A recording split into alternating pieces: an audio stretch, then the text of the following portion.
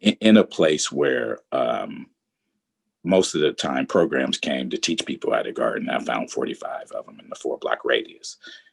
Our church also was making a shift at the time from service to supporting people's gifts. So that right there was the combination of us doing that.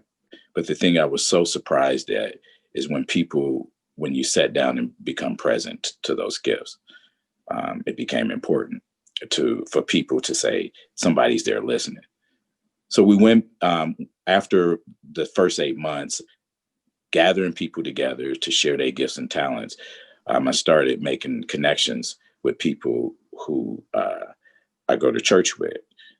It's a predominantly white church in a Black neighborhood. And what we did was started connecting people based on their interests, their energy, and their gifts and talents. So what that meant is people got in places where and met people that they normally wouldn't meet. And so some of the things that ended up happening with the gardeners is that there were some connections with the local hospital, who provided a $40,000 grant to build infrastructure to buy produce from gardeners in our neighborhood. So we could have had programs, but what we did is make connections that build a community, economy, and mutual delight. I'm going to pause there and see if there's any comments or questions, any clarifying questions or challenges.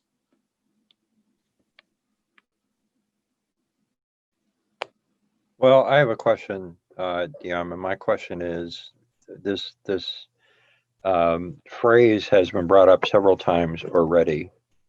I think it would be helpful if you would describe how community delight fits into this. Mutual delight.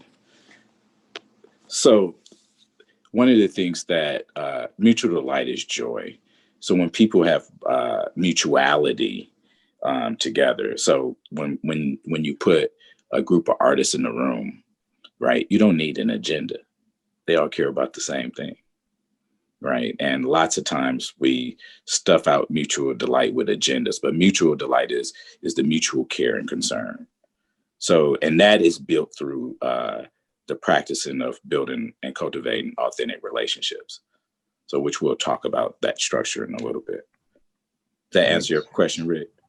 Yes, thank you.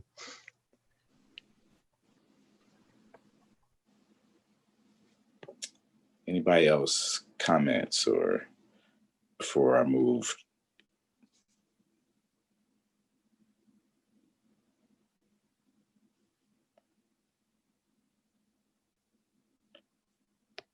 What are the things that people that we say in need lack? What is the thing that they lack most?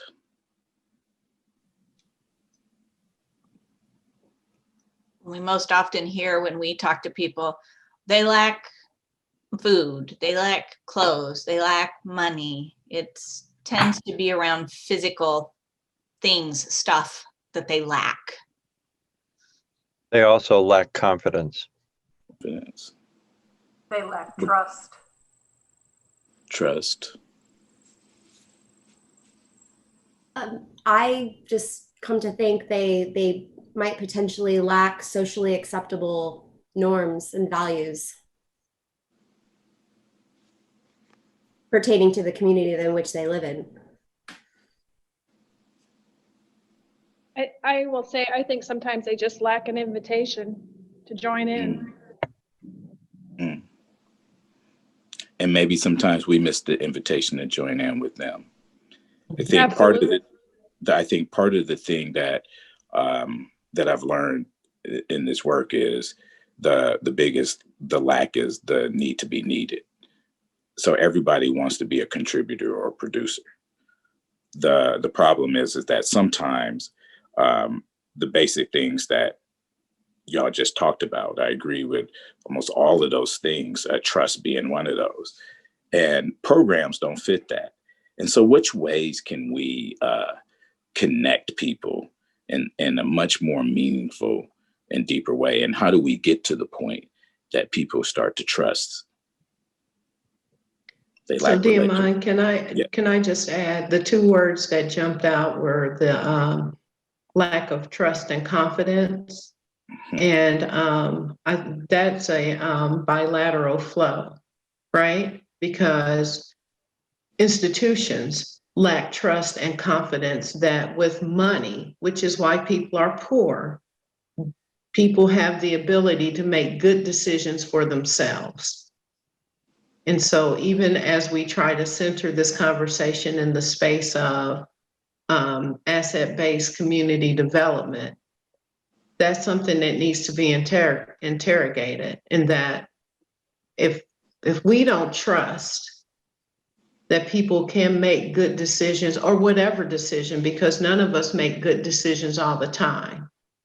If we don't invest in that level of confidence, then again, whether intentional or not, you're still situating yourself in the center of the conversation. I think Absolutely. that's a really good point, because I think those of us that tend to be the helpers, one of our hardest things to overcome is helping too much. You know, as an occupational therapy practitioner, I had to spend a whole day of clinicals with my hands in my pockets because I had helped a patient too much the day before. And that was a really good lesson for me that's come over now.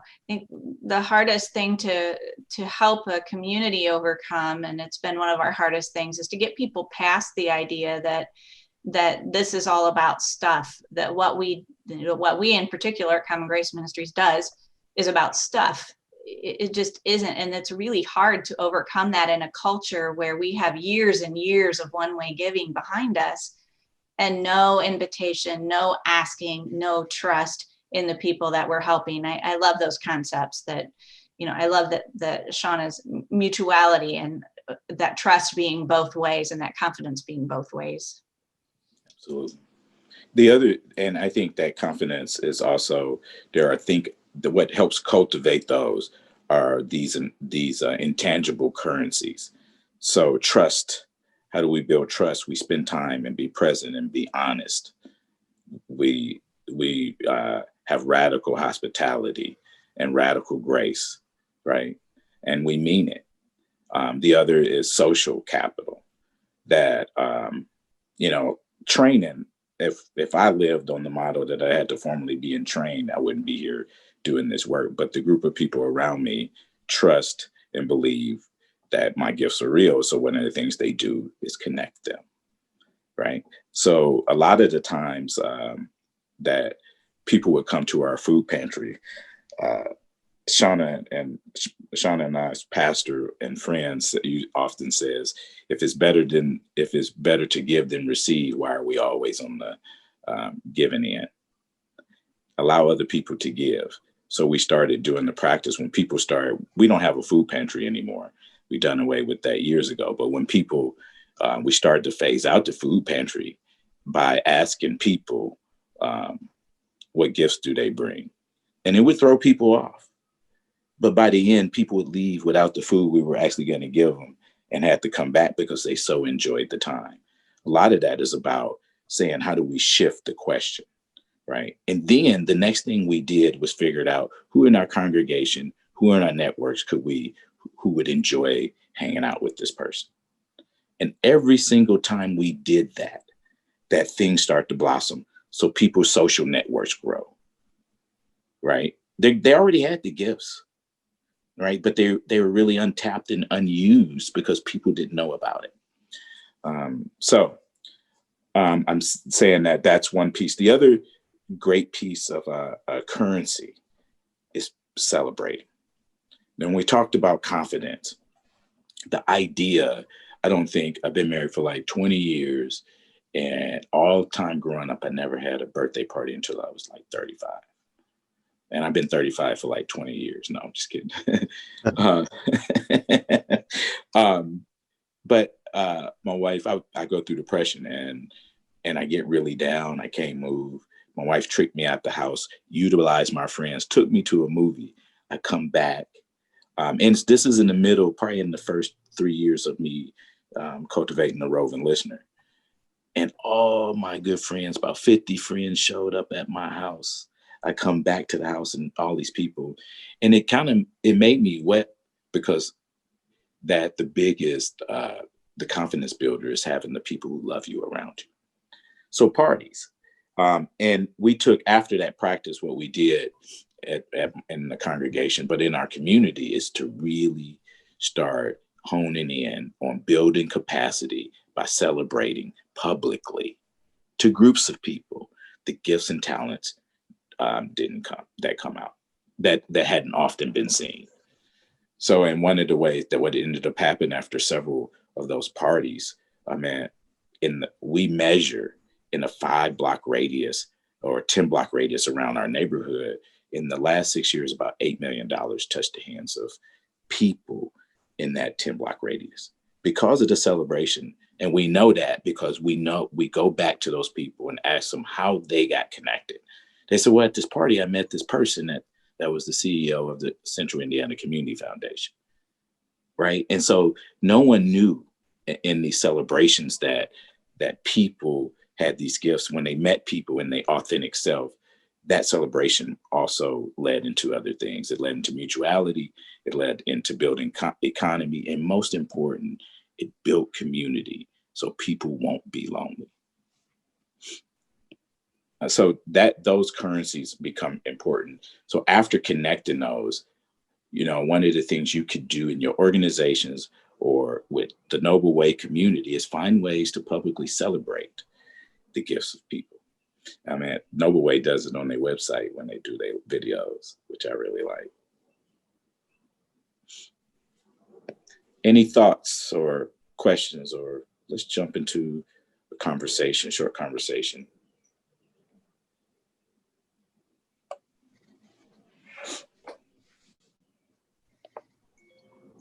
Does this make sense to people?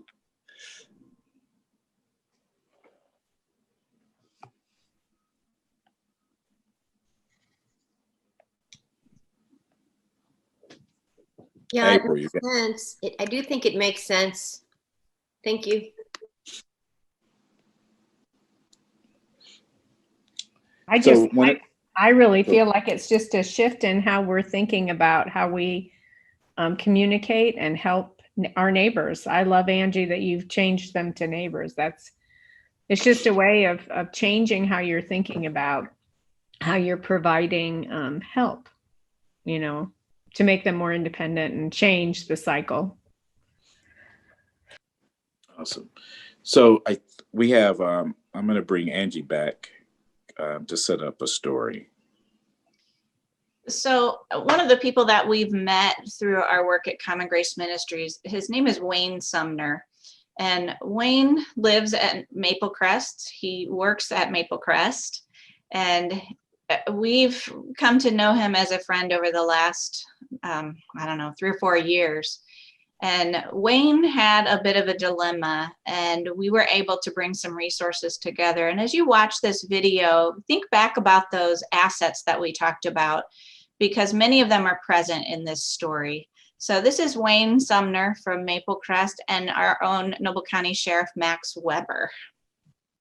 Well, asset-based community development principles are rooted in 6 areas that are present in thriving communities. Those areas include individuals, associations, institutions, physical space, economy, and culture. We're here with Sheriff Max Weber and Wayne Sumner to talk about a relationship in our community that pulls all of these things together. I met Wayne through my work at Common Grace Ministries. And when I was talking with Wayne one day, I asked him, Wayne, what do you want to learn? And Wayne, what'd you tell me? Security. Yeah. To keep people safe. A lot of people, when me and Jody started this up, we talked about it when I first moved in there. I seen how bad it was. We had talked about it. It took us a while to ponder on it, and she wanted to make sure it was okay with me, that I was comfortable and safe of doing it because of the danger of the job and everything. But the people and the kids that are living there meant a lot to me because of my daughter. I lived there too. So I took it upon myself to protect the kids, the women, and even men. I know sometimes men don't need it, but it's for everybody, and I'm more into protecting and keeping the place safe and having more people move in there when we can, trying to make the place better because we're getting a lot of compliments and everything. And what else do you do? Oh, I do a lot there. I do maintenance. I run the boiler room that is very dangerous. It has gas and everything, and I gotta make sure there's water in it so it won't blow half of the block away from what I'm told. But I mop floors. I try to keep the floors clean there. I do the staircases. I try to do everything. I wash the parking lot. I'm on call. I look around for fire or anything that's kind of unsafe or anything. And you're the manager when the manager's not. Yes, I'm the second highest manager there. I run the office. I sit in there and watch and rent out rooms and stuff and call. So when I asked you about meeting with Sheriff Weber, what did you think about that? I thought it was awesome. I thought it was neat because I'm trying to get into security and help out people. Matt, when I brought this idea to you, what went through your head? It was an opportunity to assist someone who cared about his community, especially where his living environment was. And if I could provide any guidance, I mean, I was all for that because, you know, you want to make sure that I knew exactly where he was living at and some of the issues and problems we were having in that Kendallville area. And so whatever we could do to educate him to be more proactive within his little environment there, it was a win-win for everybody. So what ended up happening is Max and Wayne, we got them together and they spent about an hour together. Max, can you tell us about that conversation that you had with Wayne? Yeah, as Pastor Angie said that she kind of introduced us. We got together over at her office, and you could just see the enthusiasm in Wayne, how he was wanting to learn and put forth an effort, and he was drawn in with almost every word I had to say.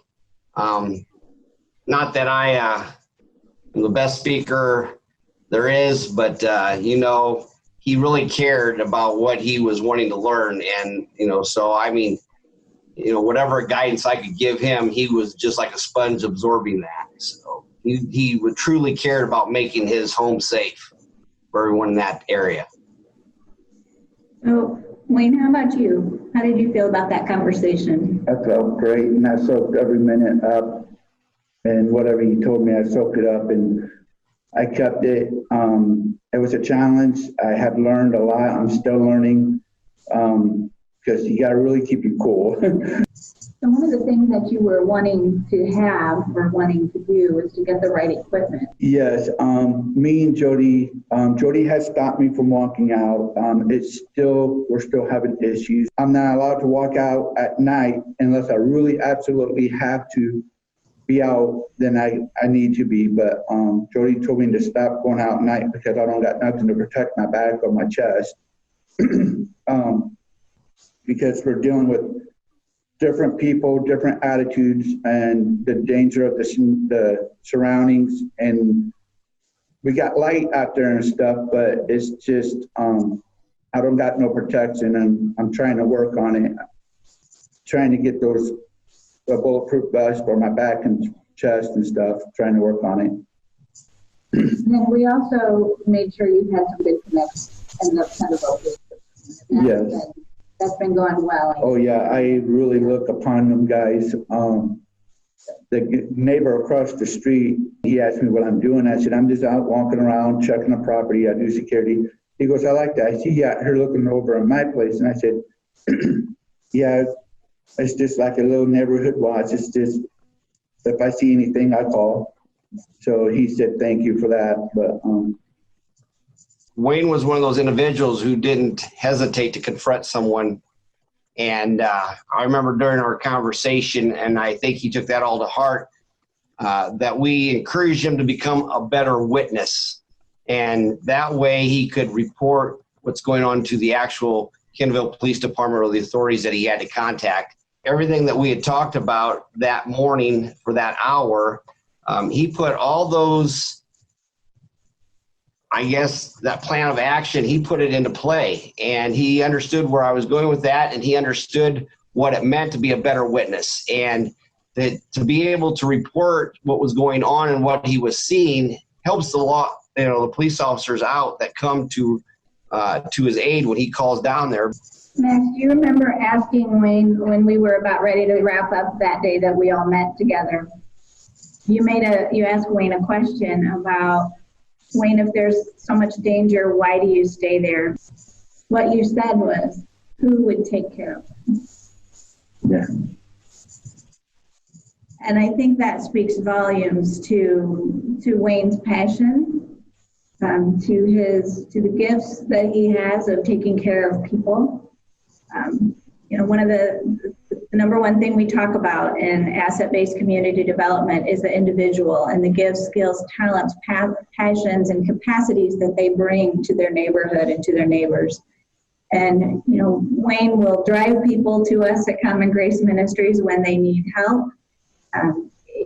He'll come with them so that if they aren't feeling comfortable meeting with us, if they don't know us, if Wayne's there and Wayne knows us, they trust Wayne and they trust us. And I think that speaks volumes. And as for Max was just newly our sheriff when all of that was taking place. And, he jumped right in, and Max goes way above and beyond the duties of a sheriff to take time out of what I know are busy days to sit down and meet with people who are living out their passion. So I think we're very fortunate here to have two people that are bringing together these 6 areas. All 6 of these areas are present in this story. And I just think we're very, very fortunate to have Max and Wayne as part of our community. That was awesome. That was awesome. We have one more video, I think, Angie. You want to cue that up? You want to talk about your learning journey to Indianapolis?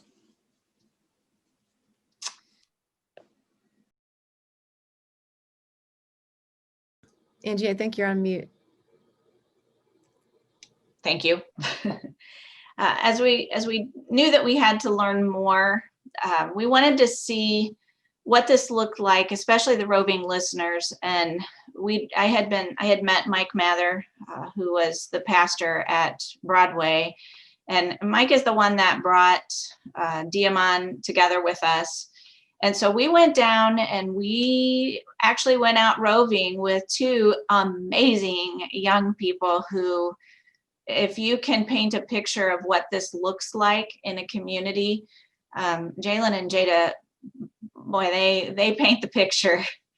And this video is going to give you a little bit of a taste of what we saw the day when we were in Indianapolis.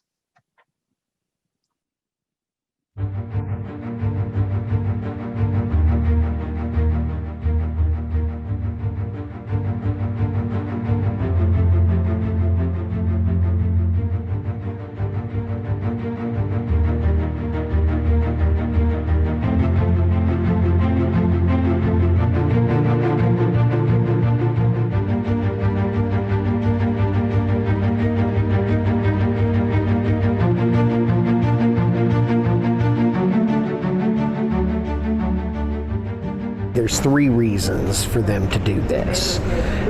That is to cultivate community among people. The second thing is cultivate economy. It means more money ends up in the hands of people. And the third thing is it cultivates more mutual delight because people don't live on bread alone. because we are concerned about people having happy, meaningful lives, we went to the local school of public health and we said, help us measure mutual delight. And they said, well, we can establish a baseline of parties and see how many parties there are that go on now in the community, and over the course of years, do that number of parties increase? And if the number of parties increase, we figure mutual delight is increasing. One of the reasons we intentionally were connecting people both inside and outside of the community around gifts that they share is because when people get to know one another, that's how people get jobs. People in low-income communities or communities on the fringe of all SARD, disabilities, other things, is people are isolated. And so what we're doing is putting people into situations where they're not so isolated anymore. So we don't have a jobs program, but people get hired.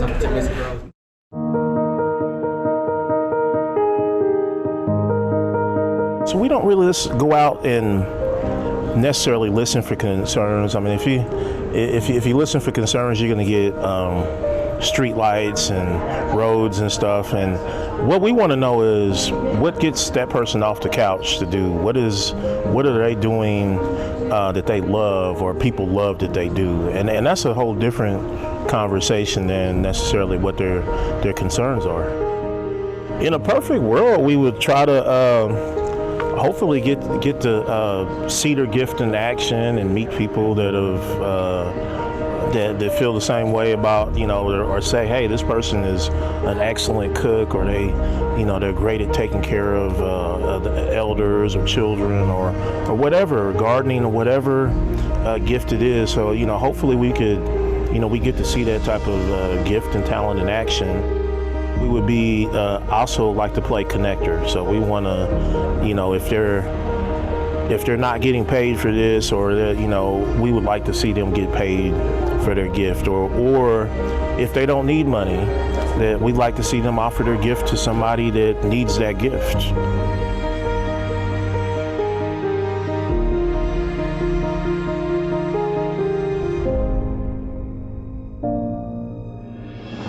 I have been a roving listener for 10 years, from me starting from when I was 12 years old. I've seen change, because when I was just that 12-year-old little girl to about 15, 16, everybody was still outside on the porch. So what I mean by that is they probably were struggling at the time. Now when I rove, it's nobody out. We have to make time. So by me saying that is they're working now, they found resources. By us going out with them, connecting them with other people in the community, they found resources within their own community. When our conversations are started off by, they were always asking for help, and now they ask, what can we do? Now they're looking for artists, daycares, they're looking for just new skills. New skills, but we also have theater, people who want to run their own theater now. So it's different resources from when we used to rove. They were looking for help, they were looking for food, they were looking for shelter. And we found out we had poets, lawyers, and musicians and gardeners in our community that we found out about because we having these conversations and building these relationships with our neighbors, and it's bring joy to our community ears. Like, wow, we got that. So now I feel like I could be that when I grow up.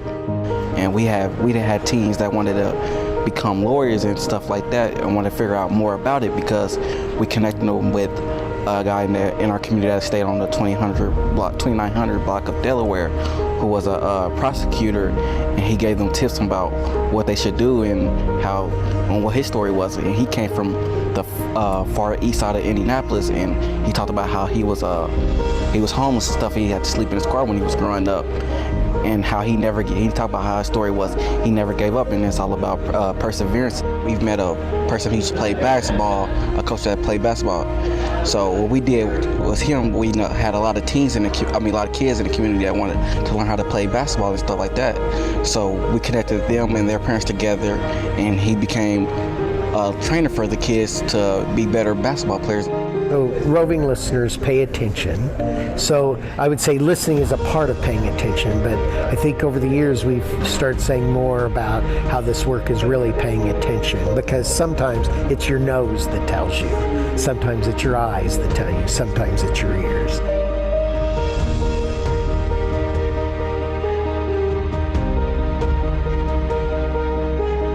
When Rachel, who was one of the pastors here, left, she used to oversee a lot of the administrative stuff with the summer, but she also provided kind of direct leadership. Well, she left, and then I didn't have extra time, so I turned to Jalen and Jada, and I said, okay, you're in charge.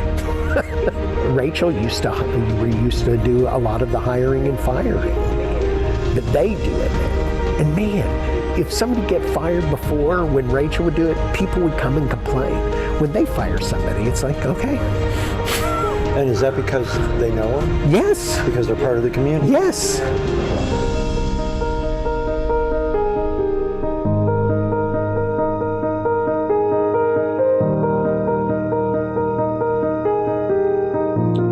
was an awesome video. I love the enthusiasm in Mike's voice at the end there. Yes, yes. So we're going to go after this unpacking. We're going to let you get a few minutes to get some refreshments or food. We're going to work right through this so we can cover as much as we can cover. But I wanted to unpack those 3 videos. And what did you notice in any of the video that struck you? What struck you, what struck you in the 3 videos that were shown?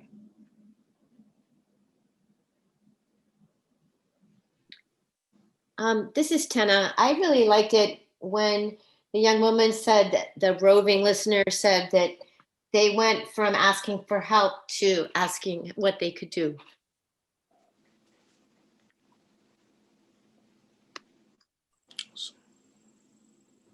The one thing that sticks out to me is the passion in each person's voice.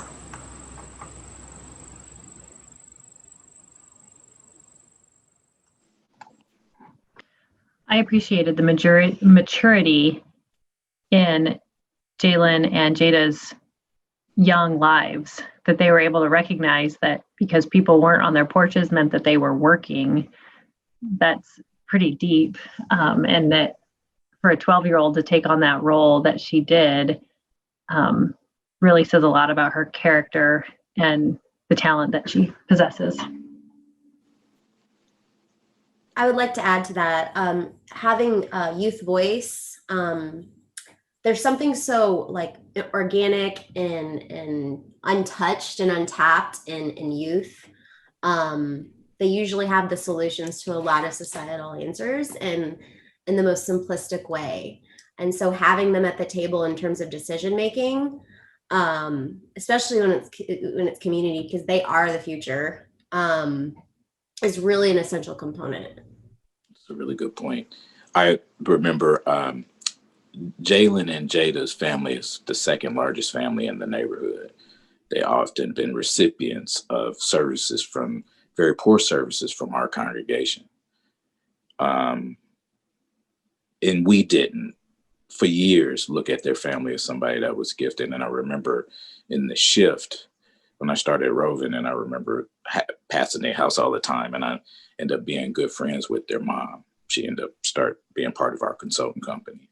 She would travel, and she has a lot of kids and grandkids, right? Big full family. And I remember Jada and Jalen, all their cousins tagging along, and Montel. They weren't getting paid for it at the time, but it has struck me, their reflections. One of the things I remember, it was Jada and Montel popped up to a neighbor's house. He's passed away now, but him and his wife were married for 45 years. And they wrote a story about that. And especially what's really important is that it kind of taught us as adults that we shouldn't just be doing kids programming, babysitting programs. And so we invested in them to meet their neighbors. And it started out with 7 of them. And I remember being so young and walking. And it's right now they run their own budget, right? They write their own grants. Jalen goes to Vincennes and will be graduating this December. But this is his work for life. One of the things that really sticks with me, and I don't know if people picked it up really in that that video where Jalen was talking, but these roving listeners truly know their neighborhood. We heard in the video, Jalen's talking about the gentleman who was a lawyer who lived in the 2800 block of something. That happened all day long when we were talking to them. So that's just the one piece of that we used in the video. But anytime that they were talking about anyone in their neighborhood, they knew exactly where they lived. And that just goes to show how much of this work is in their hearts. They love this work. They love their neighborhood. And to be able to share that kind of information and know that their neighborhood that deeply just really goes to show their passion and the commitment and the work that they're doing in their community.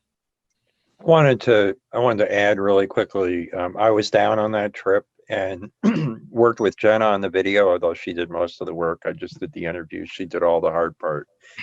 But sometimes when you see a video and you have music in a video and you have other things, you think, okay, they just picked the best parts out. What I came away from on that trip, which I hope will permeate the session that we have today, is this is possible. This is really possible. This is not some kind of aberration. It's really possible to get people out, getting to know their neighbors, getting to connect talents, getting to network, getting kids involved in doing that. And I think the story with Jalen and Jada is really remarkable, that Mike got to the point where he just said, hey, why don't I have them running things? So the passion that you feel and you sense in that video is 100% real. I think Jalen is on. Jalen. How you guys doing today? What's up? Hey, Jalen. How you guys doing? Good. Good. Jalen, we just watched the video of y'all roving. I wanted, I don't know how long you've been on here in the comments. Shauna is on there too, so you might be happy to see her. How much has this work not only impacted what you saw in the neighborhood, but how has this impacted the way you live your life? Yeah, it impacted me a lot actually, because growing up, I was a kind of shy kid. I was like stay to myself and stuff like that. So it was, even though I had a big family, it was hard for me to come out of my comfort zone and stuff like that. So one year I was about, I would say probably 11 or 12 years old, and I was just at my friend's house. We was playing basketball in his backyard, and I seen my older son was in the other youth in the community out in the neighborhood, just roving, just having a conversation with the neighbors. And they stopped by and had a conversation with us. And us being so young, we were just so curious about what they was doing. And I said to myself, I'm gonna try to do that next year, get involved with that next year, so it can help me become a more vocal speaker and stuff like that. Because I was playing sports at the time, and my coaches wanted me to become a vocal leader and stuff like that, and just get to the teammates and stuff like that. So I did it the next year, and it helped me out a lot. I remember you had brought people in for training, and you just put us all on the spot. I'm like, I was so nervous and stuff like that. But it prepared me to go outside in our neighborhood and just fluently have conversation with our neighbor without just being nervous and stuff like that. Like we've been knowing them forever and stuff like that. And plus, I've been always living in my community, and I didn't really know every neighbor in my community, and that allowed me to speak to more of my neighbors and grow a relationship with them even more. Yeah. Anybody got questions for Jalen? I have a couple more, but I want other people to ask questions. Jalen, we know you're at Vincennes. What are you studying? I'm studying business management. Yeah, I'll be done, like Demon said, really like in a couple of weeks, because we coming home early for Thanksgiving break, and then we just have a final due after that, and then I'll be finished. And what do you plan to do with that? What I plan on doing with that is I'm big in like I'm a sneakerhead, so I'm big in like I want to open up my own shoe store, own shoe apparel store down the road and stuff like that. So I want my own shoe store, and then I want to get into real estate and stuff like that. And also, I just want to manage some business before I even get into that, so I can learn the ropes even more, like physically. Jalen, this is Rick. I have a question for you. So what would you tell leaders in a community about how they can get young people like yourselves who started so young to believe in and take the bull by the horns and actually go out and make changes in the community? Because I think, for a lot of young people, that may be a foreign concept. What would you tell leaders in a community? What I would tell them is actually get paid for it, but not even just about the paying stuff. You just got to find the right one young person in your community who is just stand out, and they'll follow the leader. Actually, that's how it actually all started. DMIT, like it was more about older cousins and older friends in the neighborhood, like Cameron, the Listenbees and stuff like that, that was going on these walks before they was even getting paid. They were just in the community just have conversation. And sometimes in the summer day, you just bored and stuff like that, and you just want to tag along and just be curious with your older friends in your community and older siblings. So you just got to have the right people who just want to be out there and just do that work, actually. Yeah, that's super important. A lot of people I see around the country that's attempted to do these roving listeners, and they fail because they're thinking about replicating. What we think about is multiplying. And one of the things that Jalen talked about is the untraditional or conventional ways to look at mentorship and friendship as a way to build capacity. So it wasn't, this pipeline was about, somebody talked about culture earlier, was about culture, that people had so much of a passion for utilizing their gifts, but nobody was listening to them. Yeah. Go ahead, Jay.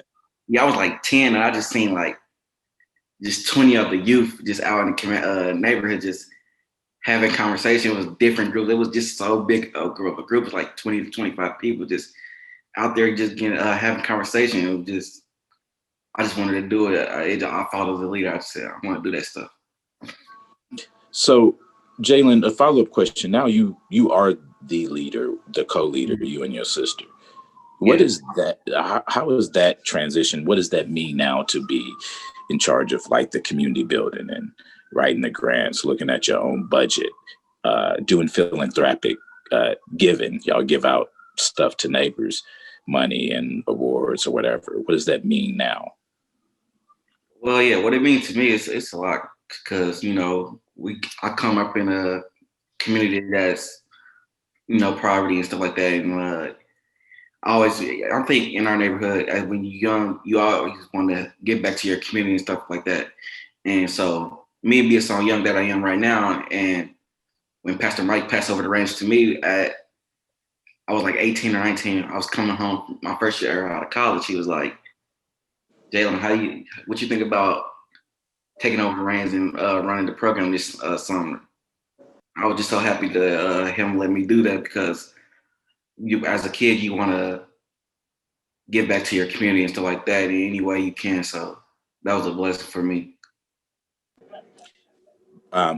So thank you, Jalen. Anybody have any other final questions or thoughts or a celebration for Jalen?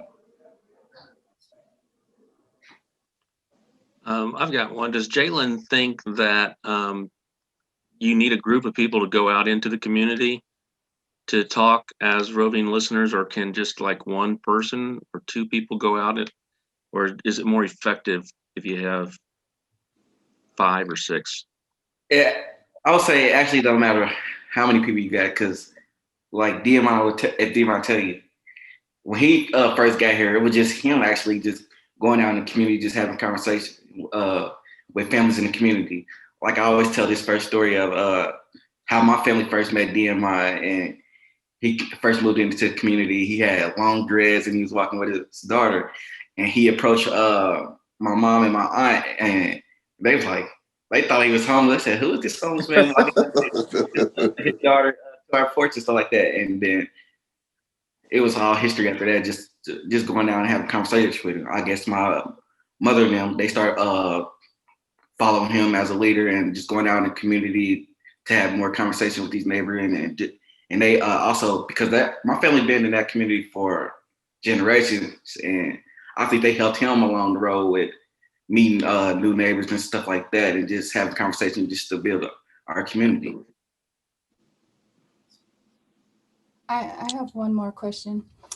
How is the work continuing because of the pandemic? Like, do you still have roving listeners during the pandemic, or is that happening a different way? Yeah, we had a small group this past summer actually because of the pandemic, around six or five people, and so we just wanted to just practice really just social distancing and stuff like that. And it was a challenging year. I'm not gonna lie, but we still probably had one or two gatherings where we connected with our community and stuff like that. So I think that was a plus that we still got the chance to like have some gatherings and connect some of our neighbors together. Like we had a gathering over just musicians this past summer. April was there, and that was a good thing because we had Orlando exchanging contact with other musicians in the community that they wanted to learn more ways how they can alter their craft and perfect their craft of music and stuff like that. So Jalen also helped me use one of my neighbor's gifts, which was Miss Lee, who I noticed was clearly a really good host because I've been to one of her parties. And so when Roving Youth got going, we had a little gathering with a bunch of my neighbors who are newcomers and don't know a lot of the folks who've been in this neighborhood for decades. And they got to meet the Roving Youth, and we all sat outside. We spread the chairs apart. People wore masks, but it worked out, and everyone was really considerate. And it blew, my neighbors away because we're in the same neighborhood. We're in the kind of the northwest section. Mm-hmm. Yeah. So we wanted to kind of close this out. Jalen, you're welcome to hang out for a minute if you want, but wanted to take a break. I also wanted to close this session is that, that the magic about this is that it's already in your neighbor communities. Yeah. Rural, it's already there. When somebody asks, is it better to go out as a team? The best thing that I really had was a structure that was able to land the gifts and be able to mobilize those gifts. So though I was born doing this work, Jalen M was born doing this work, the people in the communities already like Wayne, they do the work whether we know it or not because they're very well connected. But there has to be a structure. And so when we come back, that's what we'll be talking about. How do you cultivate a structure, and what is the differences between the structures we currently live in and the structures that we aim to cultivate to support the work?